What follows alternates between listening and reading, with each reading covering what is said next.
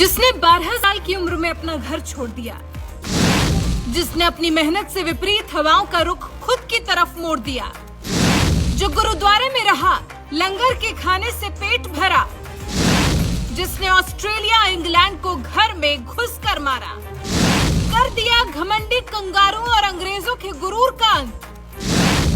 नाम है उसका ऋषभ पंत। जी, एक ऐसा बल्लेबाज जिसके हर शॉट में एक अलग क्लास दिखता है, जिसके बल्लेबाजी का लोहा पूरी दुनिया ने माना है। पूरा क्रिकेट जगत जिस बल्लेबाज का दीवाना है, जिसने इंग्लैंड में वो कर दिखाया है जो आज से पहले कोई भारतीय विकेटकीपर बल्लेबाज नहीं कर पाया, यानी कि वनडे में बतौर विकेटकीपर शतक लगाकर टीम इंडिया को जिताना। मैनचेस्टर में खेले गए तीसरे वनडे मैच में टीम इंडिया को अपने करिश्माई शतक से सीरीज जिताने वाले ऋषभ पंत आज पूरी दुनिया में छाए हुए हैं। हर कोई इस खिलाड़ी के बारे में जानना चाहता है। ऐसे में हम आपके लिए ये स्पेशल रिपोर्ट लेकर आए हैं, जिसमें ऋषभ पंत के संघर्ष के शून्य से सफलता के शिखर तक पहुंचने की कहानी बताएंगे। कहानी की शुरुआत होती है 1 फरवरी 2017 से, जब इंटरनेशनल क्रिकेट में एक तूफान की एंट्री होती है, जिसका नाम होता है ऋषभ पंत। 4 अक्टूबर 1997 को उत्तराखंड के रुड़की में जन्मे ऋषभ पंत के लिए लोग अक्सर कहते हैं कि उन्हें वक्त से पहले बड़ा नाम और शोहरत मिल गई। लेकिन क्या आप जानते हैं कि उन्होंने क्रिकेटर बनने के लिए 12 साल की उम्र में घर छोड़ दिया था। हम सभी बचपन में सपने देखते हैं और ये ठानते हैं कि बड़े होकर हमें ये बनना है, लेकिन ऐसे कुछ ही लोग होते हैं जो सपने को हकीकत में बदल पाते हैं। पंत उन्हीं में से एक है। उत्तराखंड के एक छोटे से शहर में जन्मे पंत के लिए क्रिकेटर बनने के अपने सपने को हकीकत में बदलना बिल्कुल भी आसान नहीं था। जिस समय वो क्रिकेट सीख रहे थे, उस वक्त उत्तराखंड में इस खेल का कोई भविष्य नहीं था। ऐसे में क्रिकेट के गुर सीखने के लिए पंत को महज 12 साल की उम्र में अपना घर छोड़ना पड़ा। वो उत्तराखंड से दिल्ली आ गए। क्रिकेट के लिए पिता से भी दूर हो गए पंत ने जब क्रिकेट में अपना करियर बनाने का फैसला किया तो उन्हें अपने पिता से भी अलग होना पड़ा। वो अपनी मां के साथ दिल्ली आ गए और उनके पिता उनकी बहन के साथ उत्तराखंड में ही रहे। इतनी कम उम्र में पिता से दूर रहना किसी भी बच्चे के लिए आसान नहीं होता है, लेकिन कुछ कर गुजरने की पंत की जिद ने उन्हें ऐसा करने पर मजबूर कर दिया। गुरुद्वारे में रहे और खाया लंगर का खाना। पंत अपनी मां के साथ दिल्ली तो आ गए, लेकिन उनके पास यहाँ रहने का कोई ठिकाना नहीं था। यहाँ तक कि उनके पास खाना खाने के भी पैसे नहीं थे। लेकिन एक चीज थी, वो था एक मजबूत इरादा ऐसा जो लोहे को भी पिघला दे। पंत हर हाल में अपने सपने को हकीकत में बदलना चाहते थे। इसलिए जब उन्हें कहीं आसरा नहीं मिला तो उन्होंने मोती बाग के गुरुद्वारे में रहने का फैसला किया। उनकी मां गुरुद्वारे में सेवा करती और दोनों लंगर का ही खाना खाते।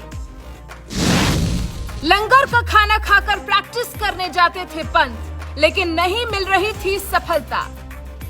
पंत कई महीनों तक अपनी मां के साथ मोती बाग के गुरुद्वारे में रहे। वो रोज यहीं से लंगर का खाना खाकर प्रैक्टिस के लिए जाया करते थे। वक्त बीतता गया और पंत की जिद भी बढ़ती चली गई, लेकिन संसाधन कम होने की वजह से उन्हें कामयाबी नहीं मिल रही थी। इसके बाद दिल्ली में ही उन्होंने किराए का एक कमरा ले लिया और दोनों माँ बेटे बाहर रहने लगे। दिल्ली से राजस्थान का रुख किया, लेकिन वहां नहीं मिला सम्मान। पंत में प्रतिभा की कोई कमी नहीं थी, लेकिन फिर भी उन्हें सफलता नहीं मिल रही थी। हालांकि वो डटे रहे और हार नहीं मानी। दिल्ली में कंपटीशन बहुत ज्यादा था, तो कोच तारक सिन्हा की सलाह पर वो राजस्थान चले गए।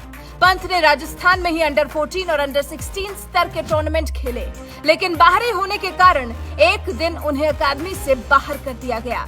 इसके बाद राजस्थान में उनके खेलने की संभावनाएं पूरी तरह खत्म हो गई। हालांकि पंत उस समय महिपाल लोमरोर के साथ खूब रन बना रहे थे। महिपाल लोमरोर बाद में राजस्थान के कप्तान बने और आज राजस्थान रॉयल्स टीम का हिस्सा है। उस समय इन दोनों की जोड़ी को जय वीरू का नाम मिला था। अंडर 19 विश्व कप से सुर्खियों में आए थे पंत।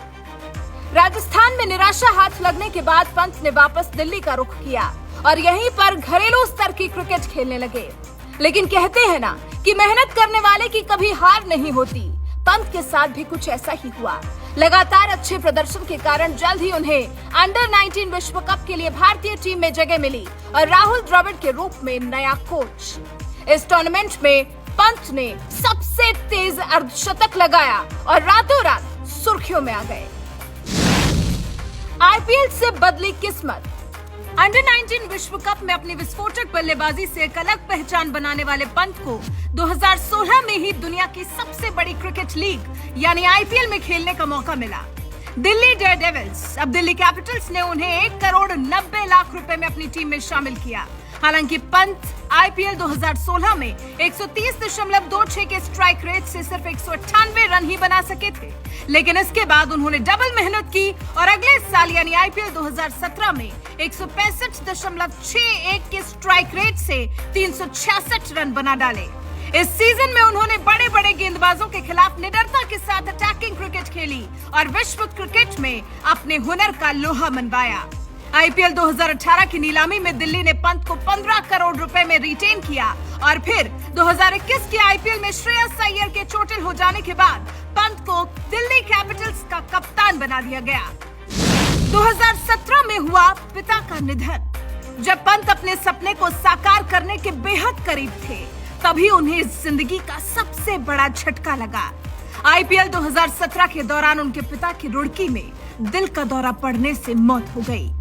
वो फौरन उत्तराखंड के लिए रवाना हुए, लेकिन क्रिकेट के जुनून और अपने सपने को हकीकत में बदलने के लिए पंत सिर्फ 2 ही दिन बाद वापस खेलने आ गए और आरसीबी के खिलाफ मैच में 33 गेंदों में शानदार अर्धशतक लगा दिया।